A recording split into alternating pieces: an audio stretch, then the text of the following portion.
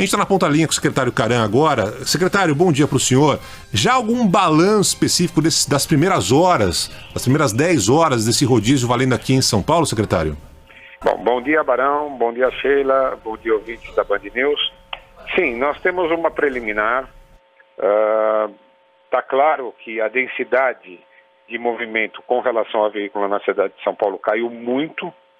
Vou dar um exemplo com relação à segunda-feira passada, tá? Às 8 horas da manhã, nós estávamos com 21 quilômetros de lentidão no trânsito em São Paulo.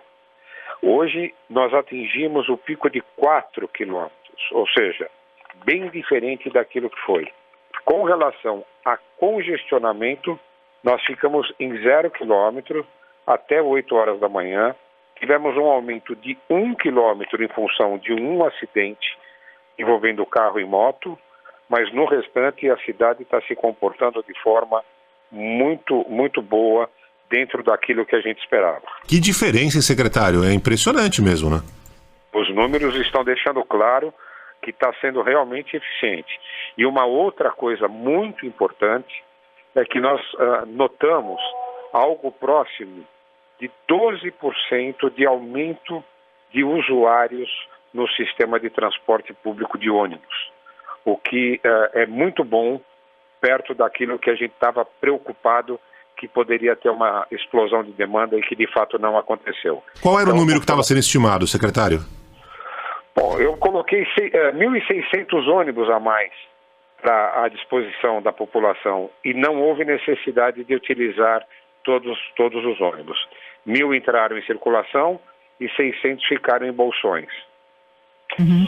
Houve ouvintes mais cedo, secretário, dizendo que em alguns bairros, de fato, os ônibus estavam circulando vazios, né, ou sem lotação e tal, mas que em outros bairros havia ônibus mais cheios, sim, isso era perceptível. A prefeitura vai continuar fazendo uma avaliação dia após dia para ver se eventualmente precisa de reforço em determinado bairro e não em outro? Como é que vai funcionar isso? Não, a prefeitura está monitorando hora a hora. Então, se você tem que deslocar um ônibus de uma linha que está sendo subutilizada para uma linha que está sendo mais utilizada, esse deslocamento é feito.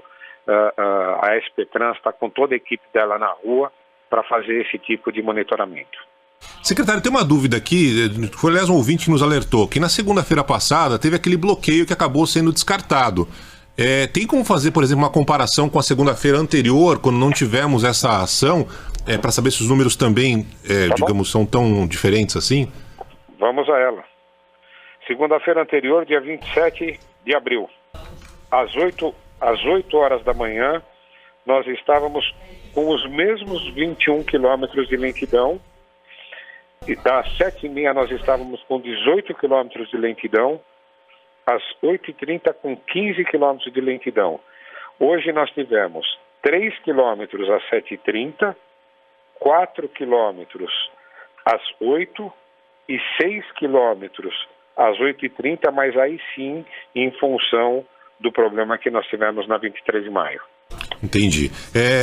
Algumas dúvidas de ouvintes, secretário, e claro que as dúvidas são naturais nesse primeiro momento desse novo rodízio, né? Principalmente com relação ao e-mail da prefeitura. A nossa ouvinte, a Bianca, que é médica veterinária, está perguntando qual é o tempo de análise do e-mail da prefeitura. Eu tenho algum retorno? Eu posso ser multada nesse período até que seja analisado o meu caso, por exemplo? Bom, vamos lá. Ela tem que prestar atenção que dentro da portaria tem um modelo de uma planilha de como ela tem que apresentar para o envio dessas informações. Automaticamente, não estando de acordo, ela já recebe a resposta que ela foi rejeitada.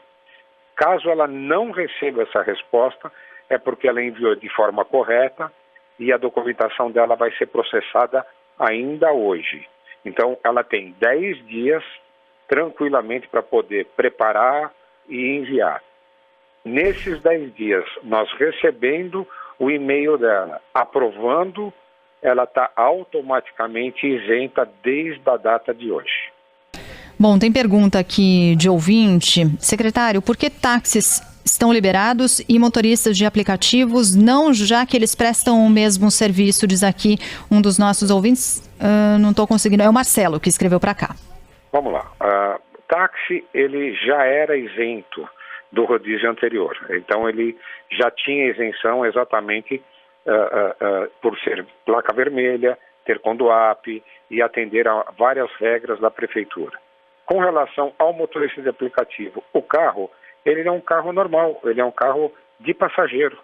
Então, ele não tem direito à isenção de rodízio pelo simples fato de ele não pertencer à categoria das pessoas essenciais. Uhum. Tem muita gente com dúvida, secretário, dizendo que, olha, eu estou liberado, o meu serviço é essencial, por exemplo, pet shop, foi uma mensagem que chegou agora há pouco. Ou de bancários, padeiros, né, já que as padarias estão funcionando. Essas pessoas achavam também que teriam direito à isenção, já que estão trabalhando com serviço essencial. Não necessariamente, né, secretário? Não necessariamente. O que a Prefeitura de São Paulo quer nesse momento é que aqueles serviços que são essenciais, principalmente na área de saúde. Os outros serviços, como o pet shop, ele pode ser abastecido em outros horários ou em dia sim, dia não. Então, o que nós não queremos é que falte o abastecimento. Quanto ao deslocamento das pessoas, elas vão ter que se adaptar de alguma forma para poder fazer o comércio dela funcionar. Ou, no caso de bancários, por exemplo, voltar ao home office que eles estavam fazendo quando da época da decretação do decreto. Muitos ouvintes criticando o secretário, dizendo o seguinte: poxa vida, se eu pegar o vírus no transporte público, né, quem que vai ser responsabilizado por isso? Afinal de contas, eu não posso circular com o meu carro na placa específica do dia. Que resposta eu tenho a dar para as pessoas que agora vão ter que utilizar o transporte público para fazer o deslocamento? Vamos lá. Essa pessoa faz parte de serviço essencial para a Prefeitura de São Paulo, para a cidade de São Paulo? Se ela faz, ela está liberada. Ela não tem rodízio. Se ela não faz, o recado que você tem que dar e o recado que nós estamos passando é para que fique em casa, para que ele não se contamine e não contamine terceiros. Ele tem que entender, hoje, por decreto, só pode funcionar serviços essenciais na cidade de São Paulo. Secretário, com relação especificamente a quem ainda tem alguma dúvida, vale a pena preencher aquele cadastro para saber exatamente se tem essa liberação ou não? É possível fazer isso? Tinha alguns ouvintes mais cedo reclamando que estava, inclusive, com o site da Prefeitura um pouco lento. Há uma procura muito grande? Você tem essa informação?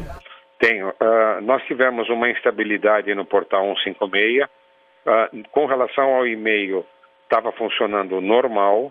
Ele pode sim enviar o seu pedido de cadastro e, sendo analisado e ele não tendo direito, ele será rejeitado. Tem perguntas aqui de ouvintes falando sobre questões emergenciais. Se eu tenho uma emergência, eu não posso correr para o hospital diante dessa emergência com o meu carro, com essa placa?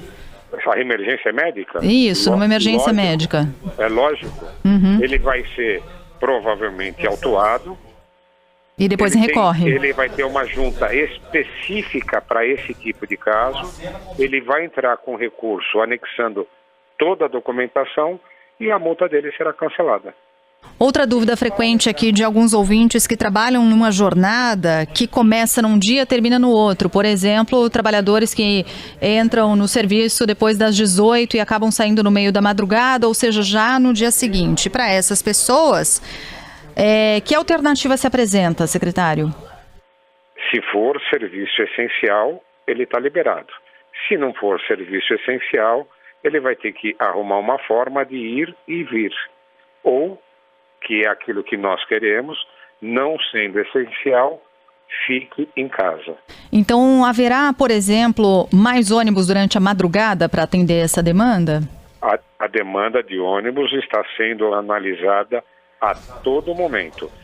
Se houver necessidade, com certeza, sim.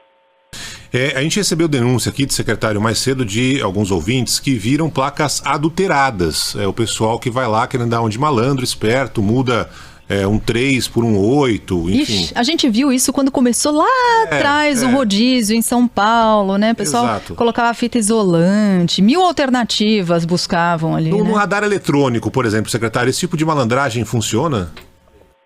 Principalmente no radar eletrônico. Por quê? Na hora que o radar eletrônico pega a chapa adulterada e lança, você vai ver a placa diferente do carro.